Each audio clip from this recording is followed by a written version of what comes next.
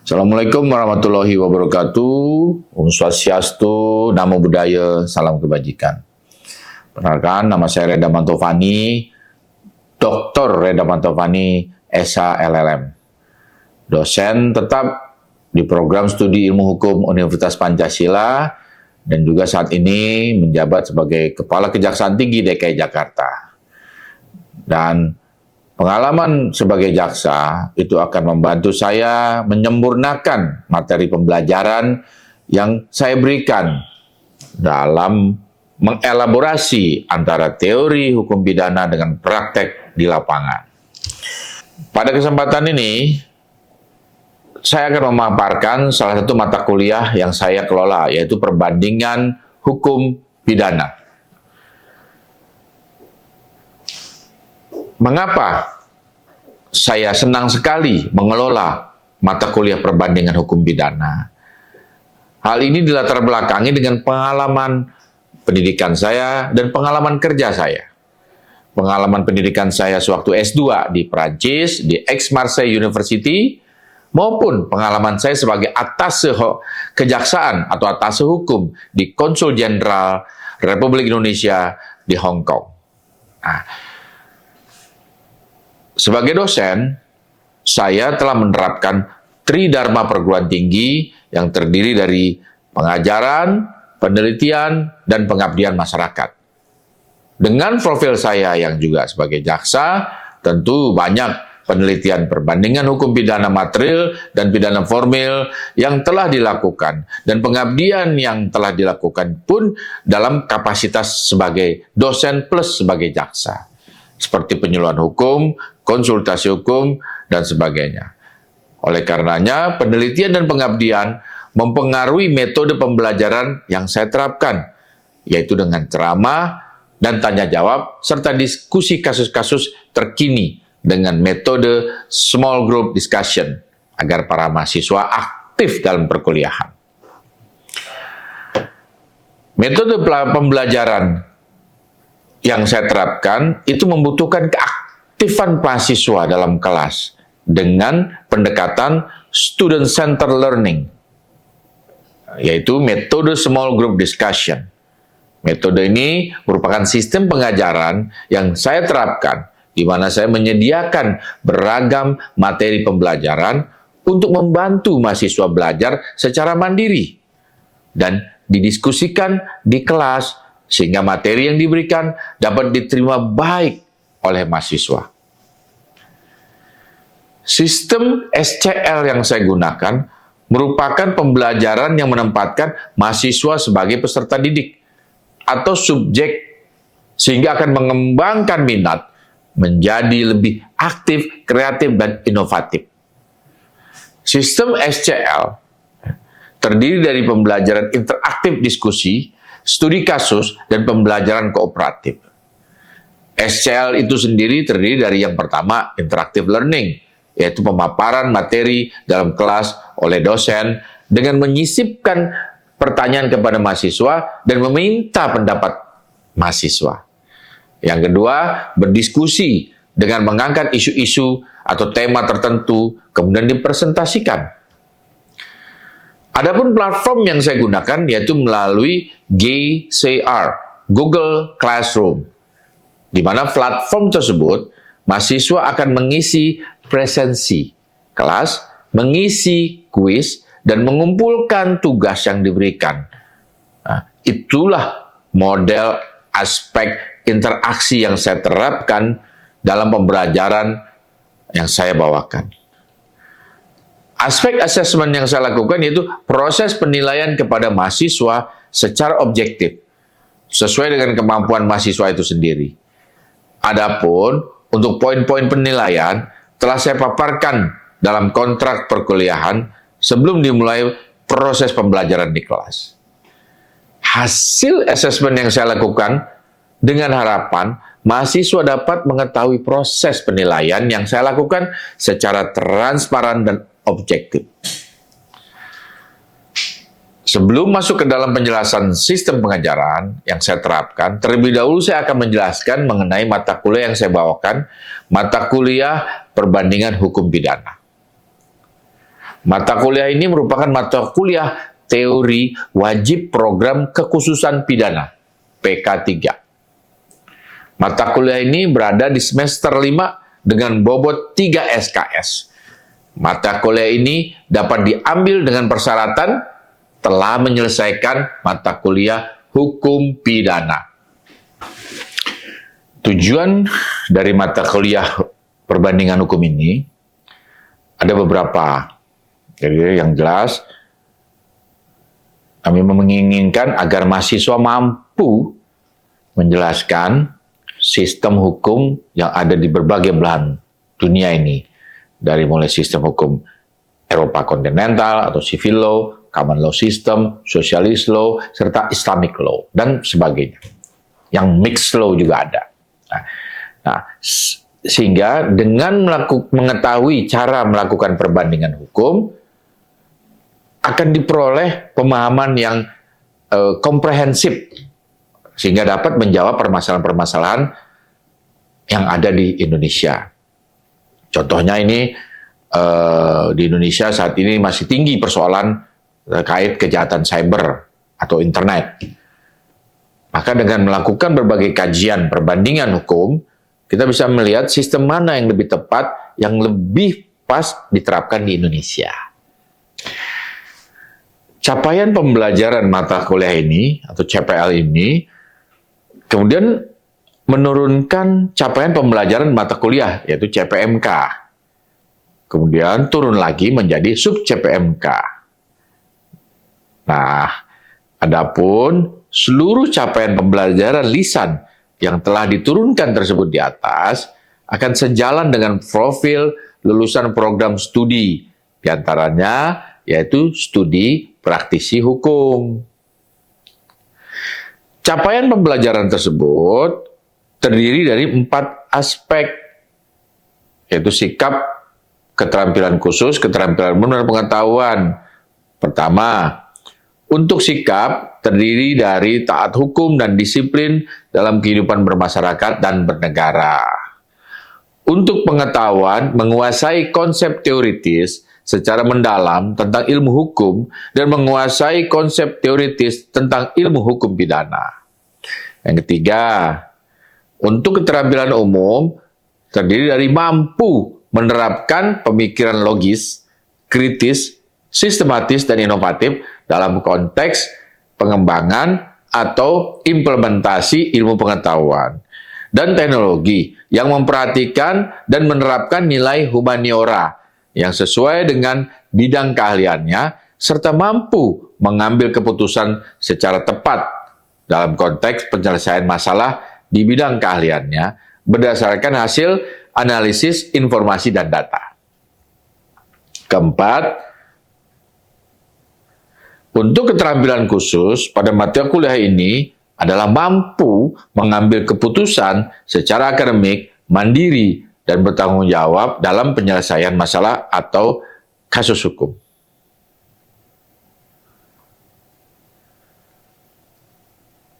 dari CPL di atas atau capaian pembelajaran di atas akan dijabarkan melalui 4 capaian pembelajaran mata kuliah atau CPMK. Antara lain, menunjukkan sikap yang taat hukum dan disiplin dalam kehidupan bermasyarakat dan bernegara. Kedua, menguasai konsep teoritis tentang perbandingan hukum pidana. Ketiga, mampu menunjukkan pemikiran logis, kritis, dan sistematis, serta inovatif dalam konteks pengembangan ilmu hukum pidana. Keempat, mampu mengambil keputusan secara akademik, mandiri, dan bertanggung jawab dalam penyelesaian masalah hukum di Indonesia dengan cara membandingkan dengan sistem hukum pidana di luar negara Republik Indonesia. Nah, jadi diharapkan nih kemampuan akhir tiap tahapan belajar atau sub CPMK mahasiswa diharapkan mampu menjelaskan ruang lingkup dan hakikat perbandingan hukum pidana dari berbagai sistem hukum yang ada. Kedua, mahasiswa mampu menjelaskan perbandingan hukum sebagai ilmu pengetahuan, metode, dan sejarah hukum. Ketiga, mahasiswa mampu menjelaskan pembagian keluarga hukum, legal families. Ya. Keempat, mahasiswa mampu menjelaskan dan menganalisis perbandingan hukum pidana material. Ya. Dan yang terakhir, mampu menjelaskan dan menganalisis perbandingan hukum acara pidana atau hukum pidana formil. Nah, dari sub CPMK tersebut kemudian diwujudkan ke dalam bahan ajar atau materi pembelajaran menjadi 17 kali pertemuan, tidak termasuk UTS dan UAS. Selanjutnya, jurnal. Nah, di sini juga kami memerlukan jurnal. Jurnal untuk dibahas. Jurnal yang dibahas itu berasal dari jurnal hasil penelitian saya sendiri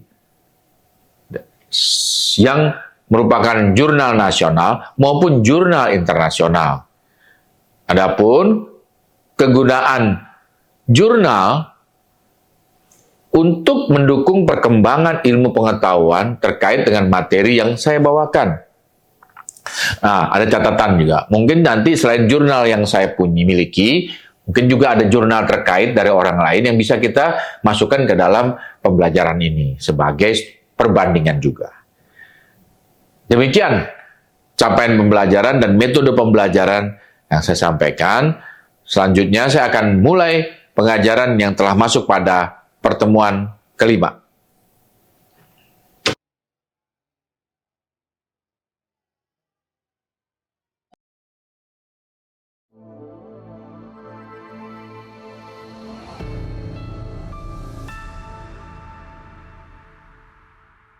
Reda Mantovani, Dr. Reda Mantovani, SH LLM, alumni Pancasila nih. Tahun masuknya tahun 88. Udah tua bener berarti ya. Ini angkatan tahun berapa aja nih? 2021. Oh, waktu zaman COVID tuh. Makanya masih terbiasa kita memang zaman COVID kan. Tahun 2021 sekarang berarti udah semester 5 ya. Udah ngambil hukum pidana kan? Udah ambil hukum pidana, hukum acara pidana?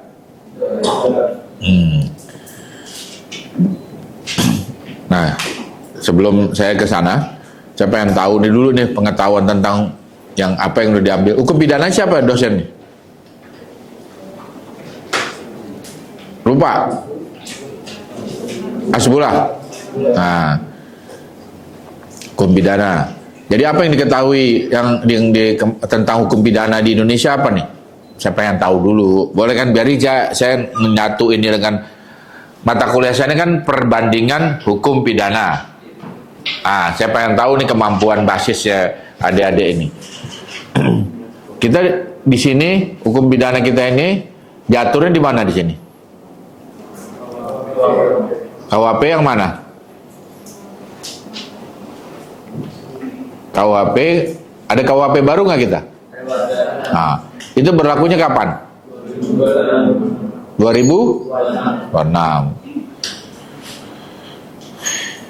Oke, kalau yang sekarang kita pakai ini KUHP-nya siapa? KUHP terjemahan ya, dari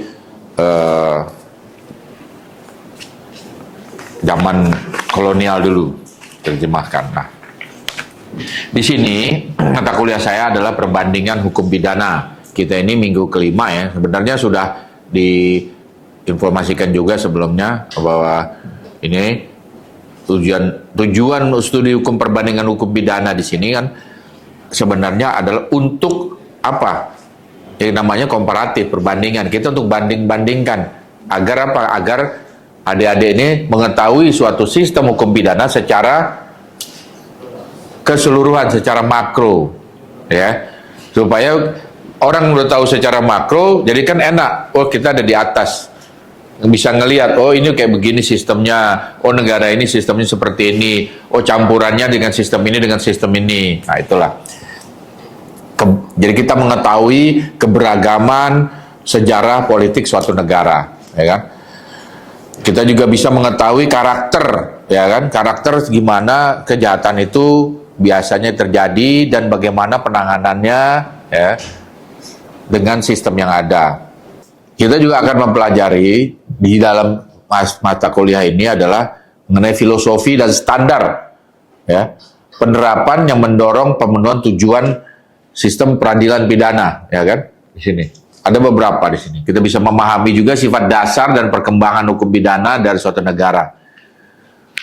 Nah, yang pada akhirnya itu nanti dengan kita bisa membandingkan ini, nanti kita bisa melihat ini, oh, apakah dijadikan sumber bagi kebijakan pemerintah dalam melakukan perubahan pada suatu hukum, baik hukum acara maupun hukum pidana, ya. Nah, inilah tujuannya secara umum ini kita jadi supaya lebih bijaksana dalam menghadapi atau dalam mempelajari suatu hukum.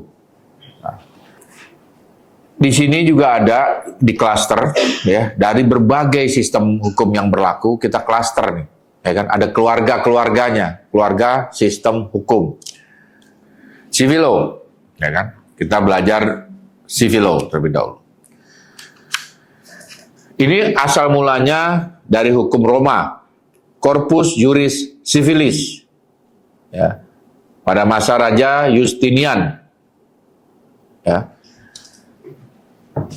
di mana karena Romawi juga ini melakukan pendudukan, turun, shoot, enak juga nih kursi ini, waktu badan saya yang terlalu berat kali ini. Di mana Romawi pada masa itu juga termasuk menduduki Prancis, ya. Nah, di Prancis sudah berkembanglah ini sistem hukum dari Romawi ini, ya, Romawi.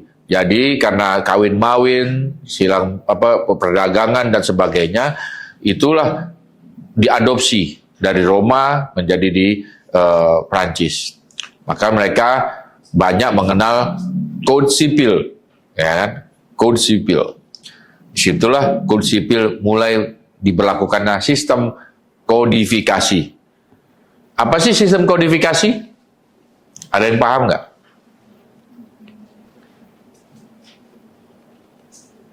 Ada yang tahu? Kodifikasi apa? Nah, sistem seperti yang kita lakukan sekarang ini di hukum pidana, walaupun ya masih ada undang-undang kekhususan-kekhususan tertentu di luar KUHP, tetapi KUHP sudah membukukan hukum pidana, ya, dalam satu buku, dalam satu kitab undang-undang hukum pidana, di mana di situ ada beberapa buku, ya, buku 1, buku 2, buku 3, nah itu. Jadi kita kodifikasi, itulah sistem kodifikasi, dibukukan, disatukan. Biasanya dalam suatu kehidupan, dalam menyidangkan suatu permasalahan, pertikaian, itu berdasarkan kebiasaan, ya, kebiasaan, dan kebiasaan itu tercatat, disimpan. Sehingga kebiasaan itu terus-menerus dijadikan pedoman atau patokan dalam mengadili permasalahan-permasalahan berikutnya. Nah, tadinya ini tidak terkodifikasi, tadinya uncodified itu tidak disatukan, tetapi karena lama-lama berkembang terus, ya mereka tercatat juga. Cuma namanya bukan kodifikasi, ya. Nah, apa aja sih sumber hukumnya dari common law? Kalau kita ngelihat ini, pernah nonton film persidangan di Inggris gak? Yang pakai mana tuh? Pakai rambut-rambut itu kan? Rambut panjang putih, ya kan? Tapi kalau kita tarik lagi ke belakang di waktu persidangannya di bangsa Viking itu hakim tuh sangat luas dalam menafsirkan suatu hukum, peraturan. Tetapi si hakim dalam memberikan keputusan itu, pemimpinnya dalam memberikan keputusan mendengarkan suara rakyat yang memang ditunjuk nih. Yang kalau sekarang namanya juri. Ya. Namanya juri. Bagaimana pendapatnya nih? Para tetua dulu kan, para tetua. Wow, ini memang bersalah begini. Terus akhirnya ini memutusin, ini melanggar lah aturannya karena melanggar ini. Setelah para tetua ini memutuskan bersalah atau tidak.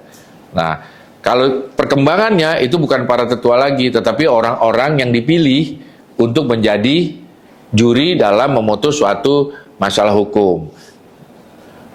Cuma sekarang kalau memang perkaranya jadi banyak, nggak mungkin semuanya pakai juri kalau sekarang. Ya, biaya yang keluar, emangnya orang warga negara menganggur itu kan, ya kan pasti banyak kerjaannya. Jadi juri kan harus di karantina. Nah, itu sekarang hanya diperuntukkan untuk kasus-kasus besar. Pengalaman saya pernah jadi atase di Hong Kong, ya. Pernah jadi atase di Hong Kong, jaksa yang jadi atase di Hong Kong karena menangani atau membantu orang-orang Indonesia yang bermasalah dengan hukum. Ya. Hong Kong itu sistemnya pakai sistem apa Hong Kong? Sosialis. Terus apa Hong Kong? Hong Kong dijajah siapa? Jadi pakai sistem common law. Nah, di situ persidangannya tuh memang untuk kasus-kasus pembunuhan yang berat itu memang pakai juri. Ada sistem juri. Tetapi kalau kasus-kasus biasa, pencurian, pembunuhan pun bukan pembunuhan berencana, pembunuhan tidak sengaja, itu biasanya nggak pakai juri. Gitu. Penganiayaan itu akhirnya seperti pengadilan kita aja lah, udah banyak modifikasi juga. Mereka pun nggak murni common law. Ya. Di Hong Kong pun itu tidak murni common law. Kenapa? Ya karena memang mungkin waktu, biaya, ya kan? SDM-nya, sumber dayanya, dan sebagainya. Akhirnya untuk kasus-kasus yang dibikin tingkatan. Tingkat yang memakai juri adalah kasus-kasus yang menarik perhatian masyarakat, ya kan? Ada derajatnya di sana. Dan itu pun ditulis dalam undang-undang. Mereka tidak terkodifikasi, undang-undangnya tercerai-berai, khusus semua tuh. Tidak ada. Kalau kita kan ada KUHP, mereka nggak pakai KUHP. Anda melanggar undang-undang Act nomor berapa gitu kan. Di sini juga ada selain KUHP ada undang-undang khusus. Ini juga percampuran kan, sebenarnya nggak murni-murni juga, baik yang berlaku di negara common law maupun di civil law.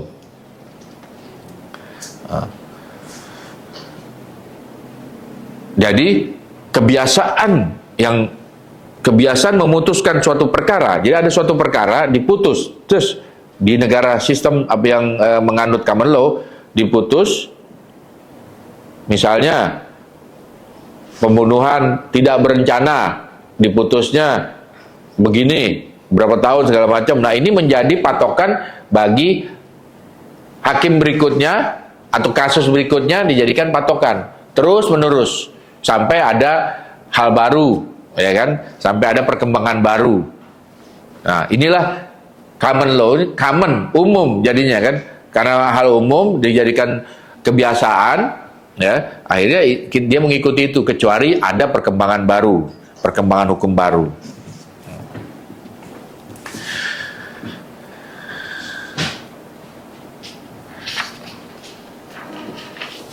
Perbedaan yang tadi kan saya udah kasih gambaran kan, ada perbedaan civil dan common law secara ini ya. Nah, dalam civil law ya prioritas sangat diberikan tuh pada doktrin, termasuk kodifikasi tadi, bukan pada jurisprudensi. Sedangkan dalam common law jurisprudensi yang diutamakan. Ya walaupun di Indonesia juga akhirnya kadang-kadang ada suatu putusan pengadilan dijadikan patokan, ya. Oh, kasusnya pembunuhan ini kok dihukum mati, tapi kok yang Sambo kok malah di seumur hidup, ya kan? Nah, jadi kan banyak perdebatan di akhirnya kan. Wah, kasus yang lain kok dihukum mati, ini kok dihukum seumur hidup. Nah, apa sih bedanya? Nah, itulah proses. Mungkin ada pertimbangan-pertimbangan lain yang menyebabkan hakim agung itu memberikan hukum, menurunkan hukum jadi seumur hidup. Di sisi lain, KUHP kita pun yang baru nanti yang berlaku tahun 2006 ya, itu tetap menganut adanya hukuman mati. Tetapi dalam 10 tahun apabila terpidana berkelakuan baik maka bisa diturunkan menjadi seumur hidup. Jadi artinya apa? Di KUHP kita yang akan datang ya akhirnya tidak ada hukuman mati lagi. Karena kan 10 tahun terpidana di dalam lapas pasti kan jadi orang baik-baik aja kan? Dia tahu kan, wah gua 10 tahun harus baik-baik nih, kalau enggak gua di door nih kan. Ya baik-baik aja gitu kan. Benar nggak?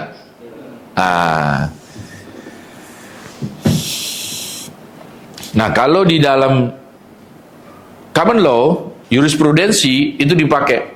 Tetapi jurisprudensinya tuh ada lagi aturan di bawahnya, peraturan kecil-kecil itu peraturan apa di bawahnya yang lebih detail untuk memperlakukan jurisprudensi tersebut gitu.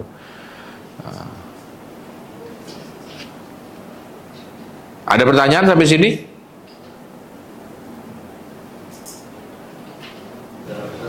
Hah? Belum?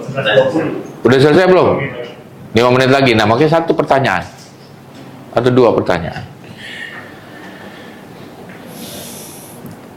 Saya biasanya kalau ditanya tambah pinter saya kalau ditanya.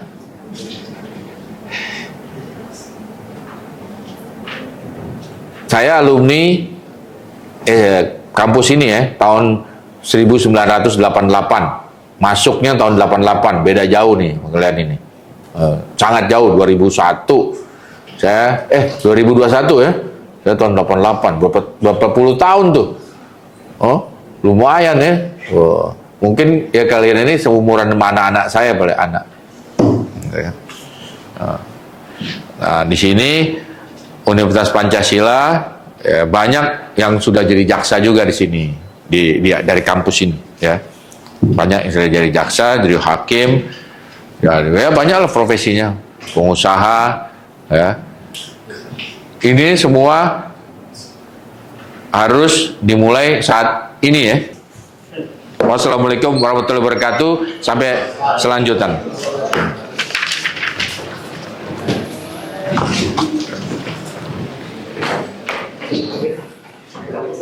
Ini katalog. Oh, yang itu dari kesehatan.